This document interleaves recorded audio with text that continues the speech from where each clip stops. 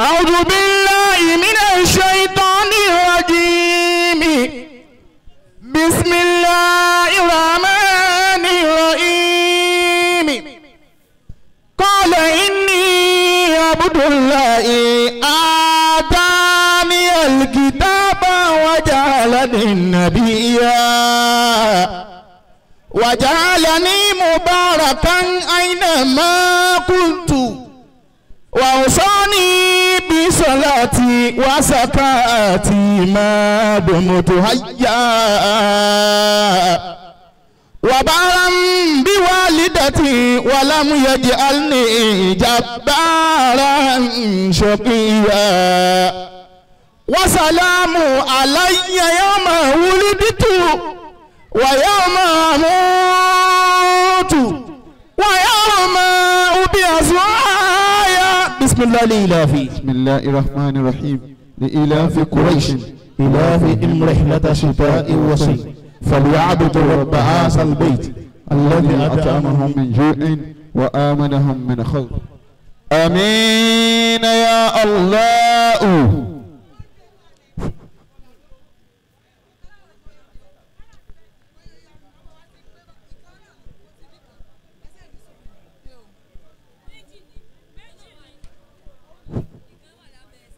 آمين.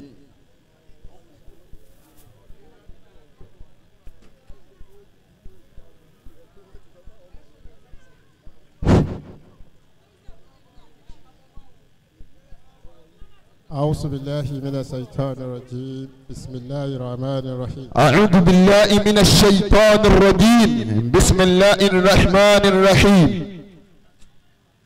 الحمد لله رب العالمين الرحمن الرحيم مالك يوم الدين. الحمد لله رب العالمين الرحمن الرحيم مالك يوم الدين.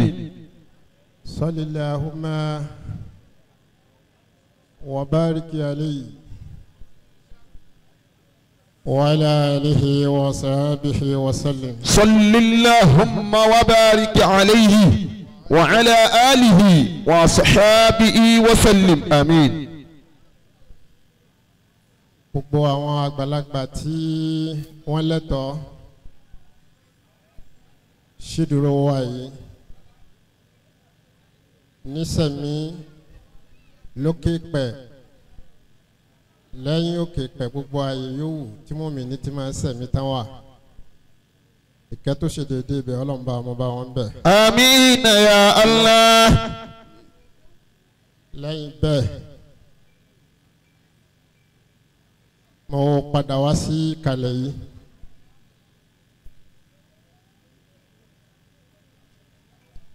lisanul hakili min warahi qalbihi ẹni ó bá mọ̀rọ̀ sọ wọn ikọ̀ lọ́rọ̀ mọ́ torí pé àwọn tó ní làákàrè ahọ́n wọn ẹ̀yìn làákàrè wọn ló wà. ìṣàhàrọ̀ dàlkẹ́lámà tafakara tán bá fẹ́ sọ̀rọ̀ wọn rori. wọ́n kẹ́ni làwù kọ́là tó bá yẹ kán sọ̀rọ̀ tọrọ bá di dandan kán sọ kọ́là wọ́n ó sọ. wọ́n kẹ́ni àléhìlá tí ò bá yẹ kán sọ̀rọ̀ mọ́ wọ́n ó dákẹ́. ipò kí n dákẹ́ ni mo wà lásìkò yìí. Hayyakumullah. nígbà tá a wà pẹ̀lú bàbá wa gba Shehu Madibo. Sheikhu.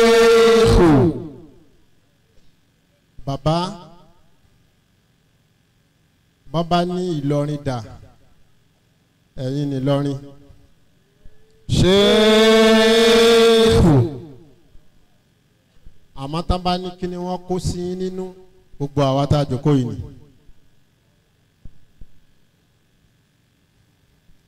Ìlọrin yìí wá sí wàhù ntí Ìlọrin kó sínú ní máa sí wàhù.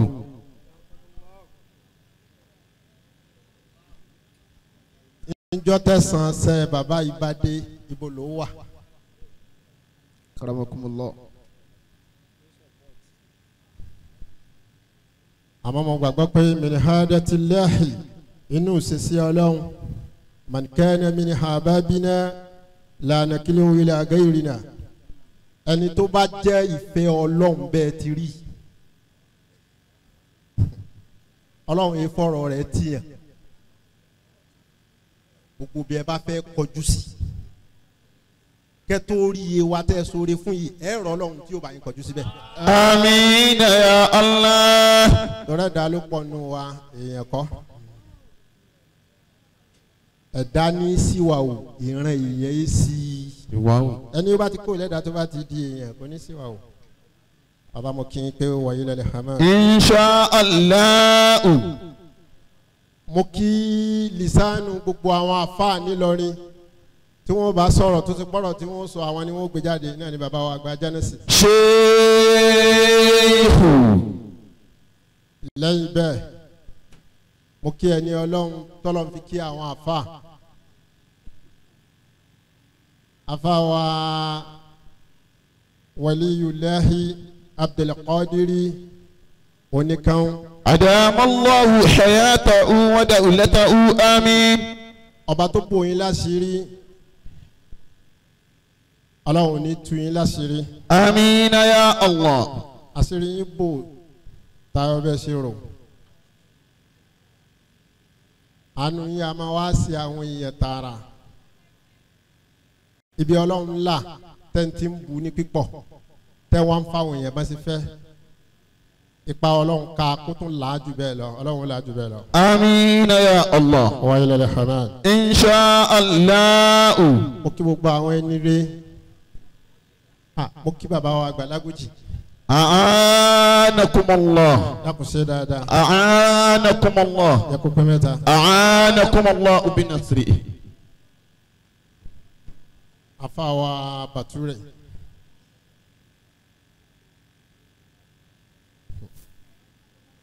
ẹ dákun gbogbo ẹ̀yin àgbàlagbà mo kí yín púpọ̀. afa àdìsàfẹ́ bẹ́ẹ̀ sì fẹ́ káyé yín orí náà ní rí i.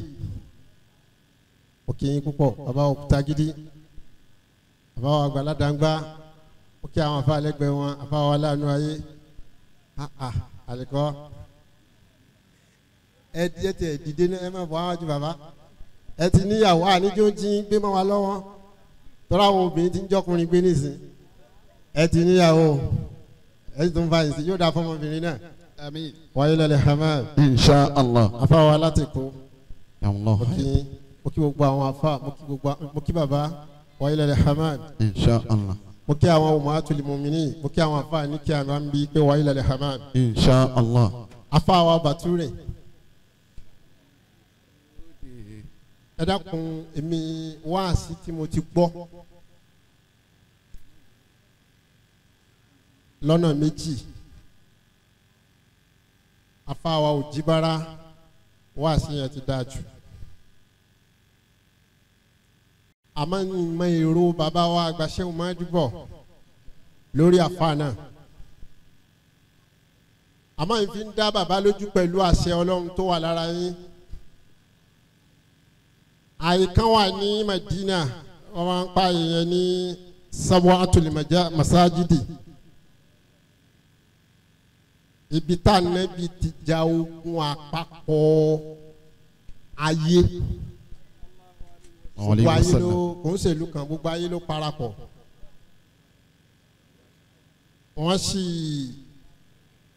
wọ́n dìtẹ̀ tó pọ̀. Ànábì wa mú sàbí kan pé ta lẹni náà tó lè dìde láàrin wa ń bí tí ó lọ àárín àwọn gèfèrí tí ó lọ ṣe báyìí tí ó lọ ṣe báyìí torí kòtò ló dí wọn láàrin. sàbí wa tẹríba ó ní ọ̀nà míì wà téèyàn lè gbà wọ àlìjẹ́nnà yàtọ̀ sí ọ̀nà torí tó ń bá lọ ó ti gbàgbọ́ pé òun ní dé torí níta Ànábì náà sọ pé ẹni yòówù tó bá lọ òun ó fi àlìjẹ́nnà ṣe baba àfáàní alhamdulillah. Ọlọ́run wa ní ṣe lọ́fọ̀ tí ó sẹ́yìn. àmín ya Allah. kò sì ní í ṣe lọ́fọ̀ tí ó ṣe àwa náà. آمين يا الله. wà á ní sàfà náà lọ́fọ̀ tí ó ṣe Islam. آمين. gbogbo èrò tẹ́ ẹ dá lérí rẹ̀ tẹ́ fi ní àṣetá ní tẹ́ ẹ fẹ́ ká ṣe tá a ṣe nì èrò náà ó ṣe. آمين. wáyé lọ́lẹ̀ hamad. إن شاء الله. àbámu ìkújú ẹ máa ṣe bẹ́ẹ̀ lọ. karamakumullah damallahu hayatahu. afa Bature àti gbogbo àwọn afa ṣe pa àwa ka ilé yìí.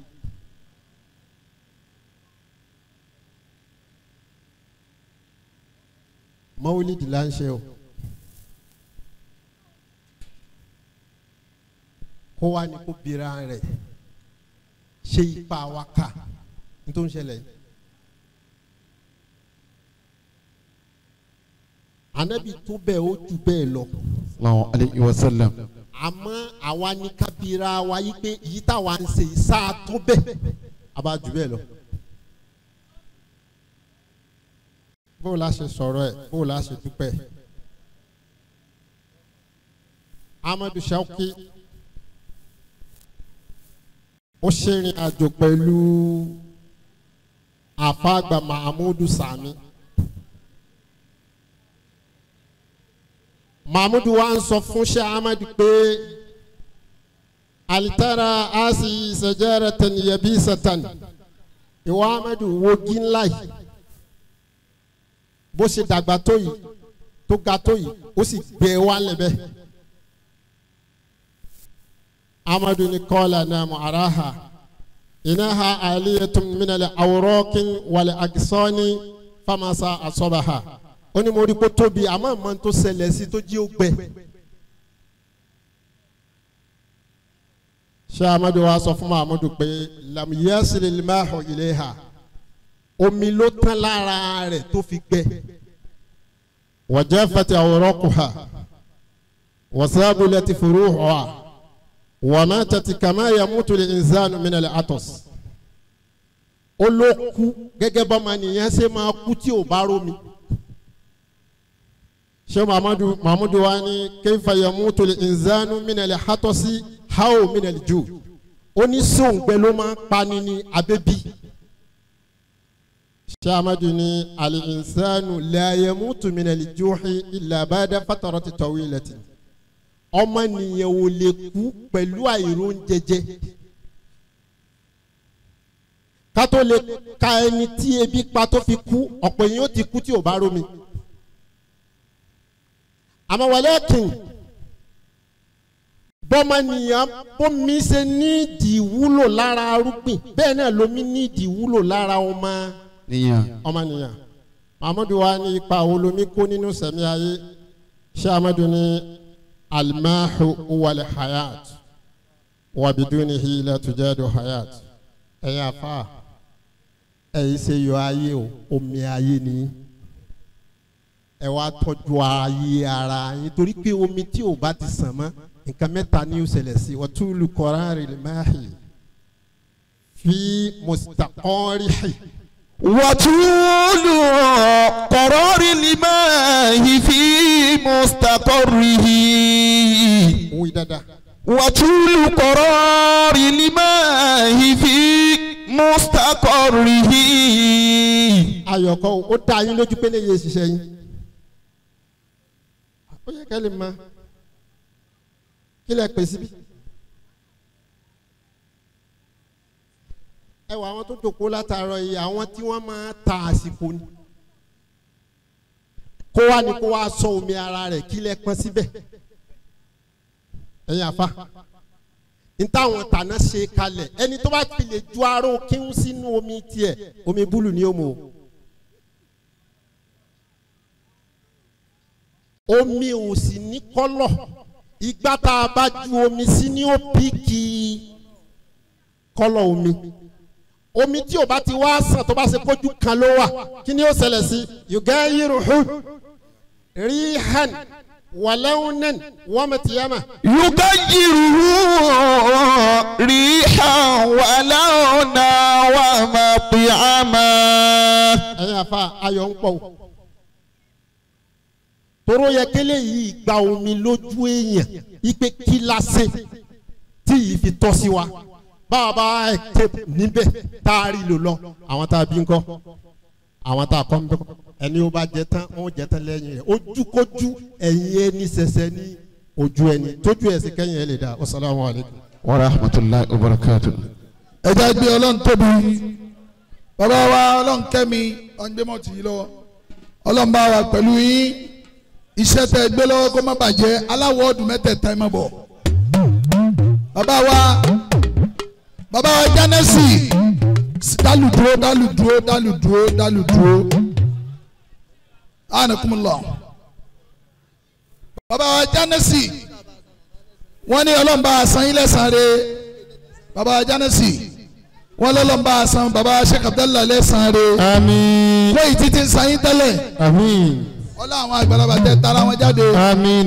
ọlá àṣìkè ọlọ́run tí ń bẹ lára yín àmín. àṣẹ ọlọ́run tó wà lára yín àmín.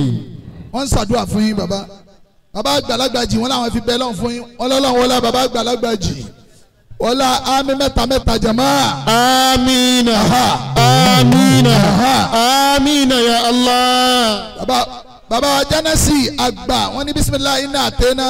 بسم الله الرحمن الرحيم إنا أعطيناك الكوثر فصل لربك وانهر إن شانئك هو الأبتر. wọ́n lábàá náà ṣe gàdá eléjì.